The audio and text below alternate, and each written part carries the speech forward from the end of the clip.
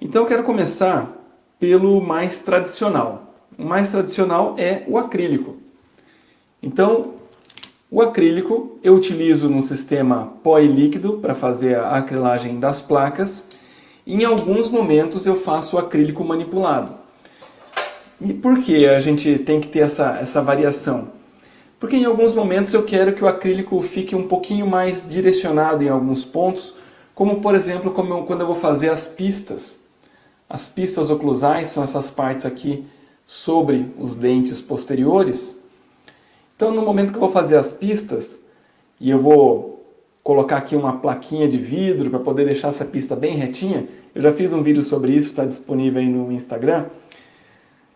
Então nesse momento eu acrescento acrílico manipulado, mas para fazer a placa, para fazer as outras partes, eu faço acrílico no sistema pó e líquido.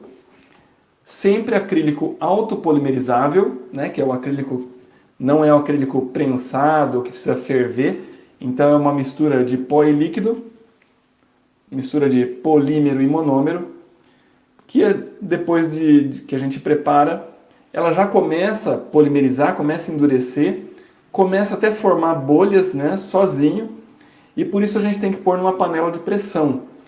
Para a gente ter o melhor resultado desse acrílico, para que ele fique bonito, sem bolhas, para que ele tenha a melhor consistência e tudo mais, a gente precisa colocar na panela de pressão e injetar, e de alguma forma dar uma pressão nele ali para que fique em torno de 20 a 25 libras.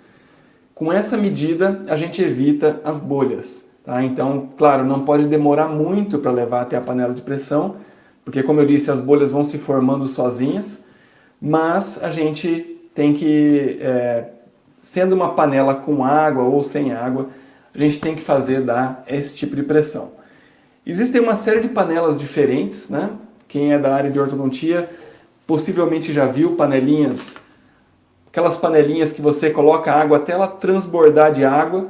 Quando você põe a tampa e começa a fechar aquelas atarrachas dela ali em cima, ela automaticamente vai dando pressão.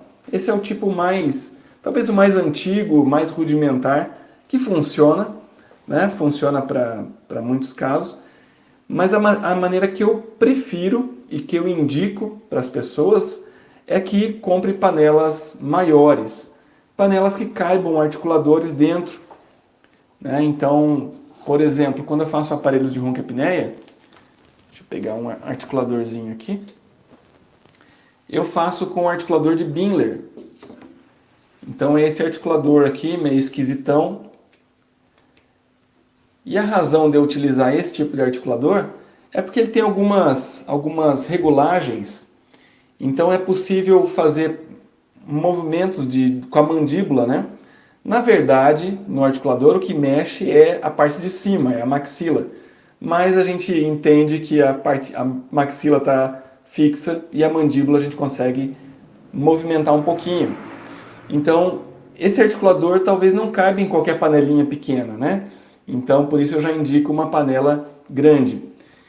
E principalmente, quem já vai ser um profissional dessa área, que pegue panelas de 6 litros.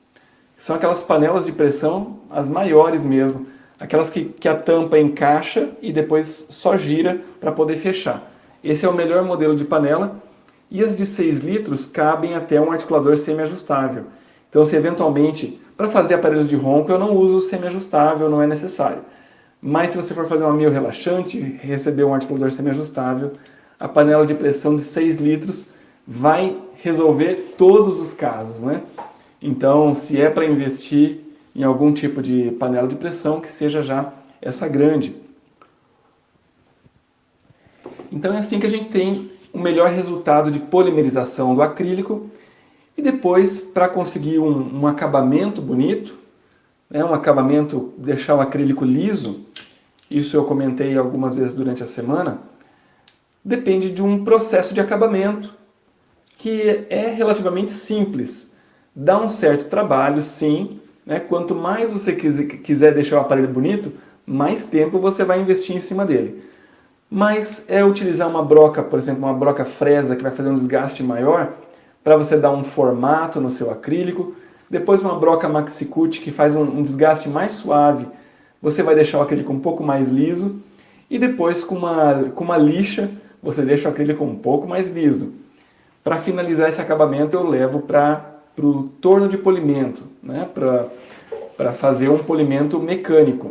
Então é assim que eu consigo o melhor resultado com o acrílico.